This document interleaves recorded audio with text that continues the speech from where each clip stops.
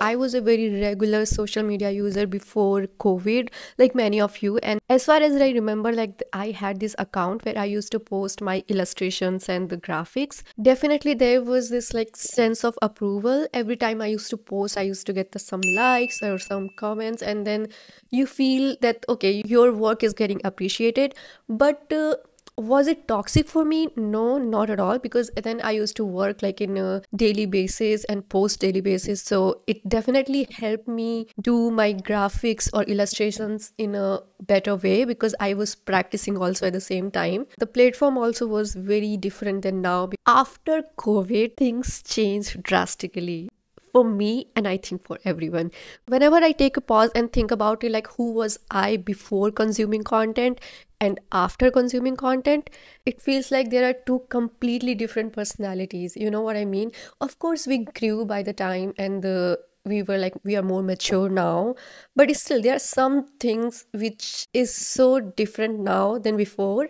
And I would like to tell you how it gradually affected my body image, my insecurities, and everything after consuming content. So I want to add that we are human beings and we have insecurities. We already had insecurities before social media. I definitely have like some things which I didn't like about myself, but it was not like this. The difference is when I used to have those insecurities before, I have this time where I can literally not think about it or get distracted or have a social life. So you don't face that thing again and again. But now you open social media almost every single minute and you see and you face it. And it's like it's a constant reminder on your head that okay, this is not good about yourself, you should feel bad about this, and how to fix this and that. So I remember during the COVID I got into this workout thing, and I started consuming content about nutrition and the workout, how to do home workouts and all that stuff. There was this one video I came across. It was like how to hide your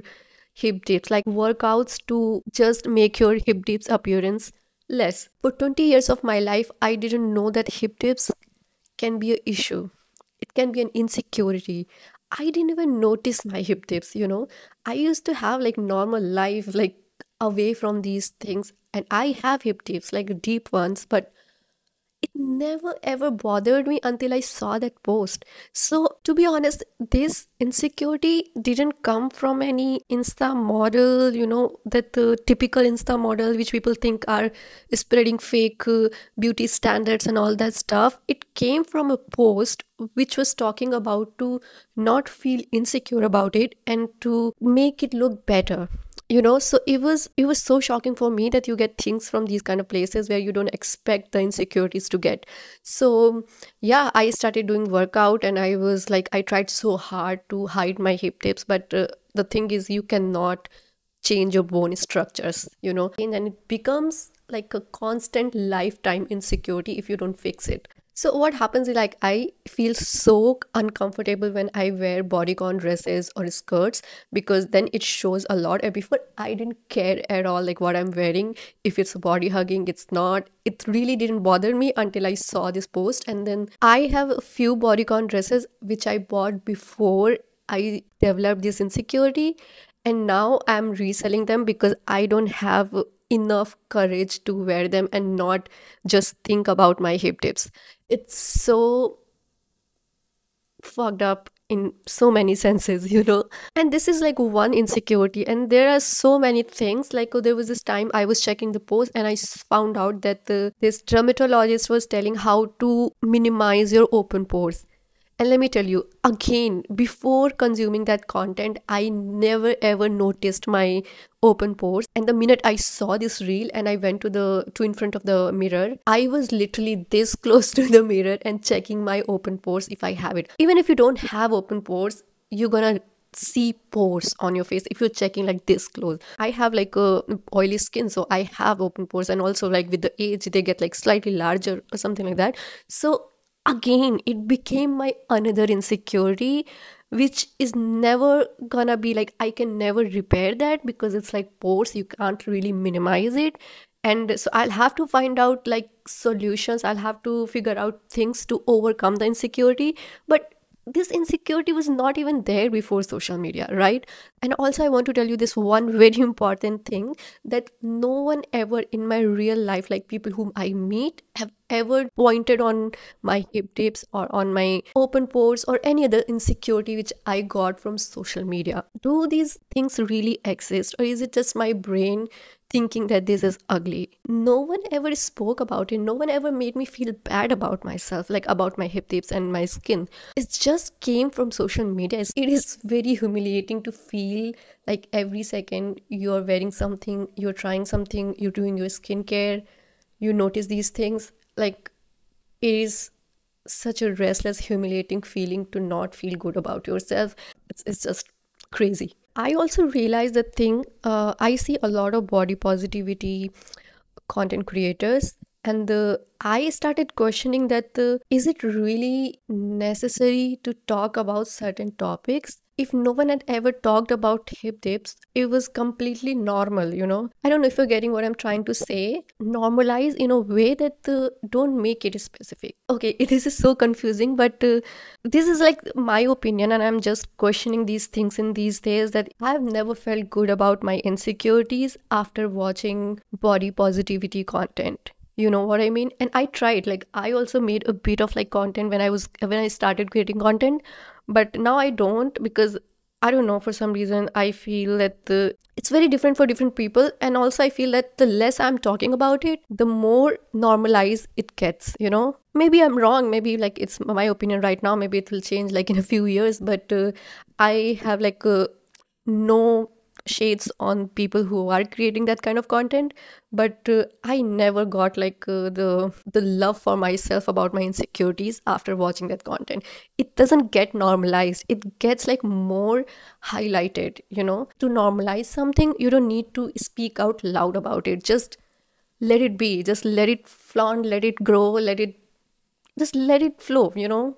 So the whole point of sharing this body positivity thing was that my insecurity of hip dips got introduced from a reel where they were talking about very positive things, you know? And then of course you go to Instagram, then you see like a lot of these Insta models, creators and everything. You see the perfect bodies, and then you see, okay, because then you see your hip dips, you don't have the perfect curve, and you compare your body with the other person, and that's where the whole comparison starts. And I only compare something with someone which I am insecure about. Like, every time I go check an influencer, I see if they have hip dips or they have clear skin. I don't see, or I don't compare any other thing which I'm secure about, which I feel good about. But it's like it's a loophole of comparisons, you know? And the social media algorithm is made in such a way that if you're seeking something, if you're trying to search, or, you know, keeps showing you the same kind of content, and it feels like every single person is so perfect on internet. We feel that whatever we are seeing is the real, like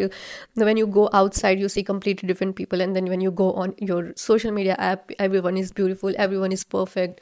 So it kind of becomes like, it's my experience, it kind of become like I am in the middle of like a room, and the walls are like just sinking in, because at some point you kind of feel so humiliated, so bad about your insecurities, and you feel there is no escape, you know? And it becomes a habit, you know?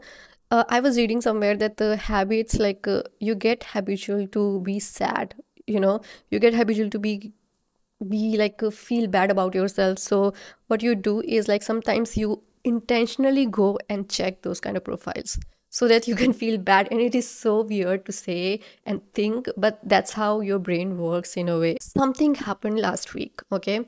I was just scrolling Reddit, and I saw this post where it was a very positive post, okay? So I'll share the post somewhere here. So the person posted a picture of the woman who has like a square jawline or strong prominent jawline.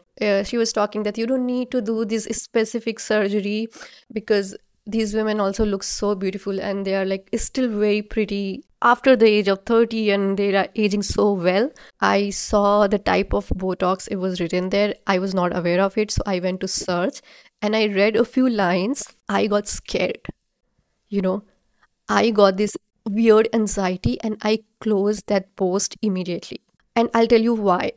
So, my jaw, like my this structure, I truly love it. And this is probably one of the things that I am so secure about. I feel so good about, and I saw, and then so this particular Botox is like very trending because women who has a strong jawline, they kind of try to reduce it so their face looks like more feminine, and also there are like some medical reasons that people do because of some jaw structure, and they get headaches and all that stuff. That's a different thing, but a lot of people are doing this for the beauty purpose. I was like, listen, I am very proud of my jaw. I don't want to change it. At the same time, I don't want to get into this black hole where I start searching for it and I start hating my job.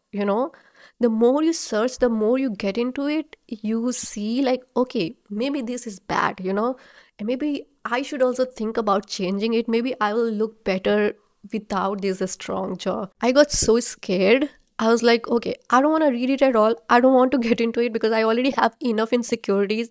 And I don't want it anymore because once you get the insecurity, it takes years and years to get out of it, and you don't completely get out of it. So it's so easy to grab it and it's so tough to give it away. Also, that made me think like, is it really a way to not feel insecure about it? Every time you're seeing a post which is talking about something related to like your hip tips or your body structure or gray hair or whatever insecurities people feel about, or there is another option that you stop using social media, which is also very tough in these days, and also in like a lot of, some people have the work, some people have like these pages to maintain, and some people cannot afford to close social media.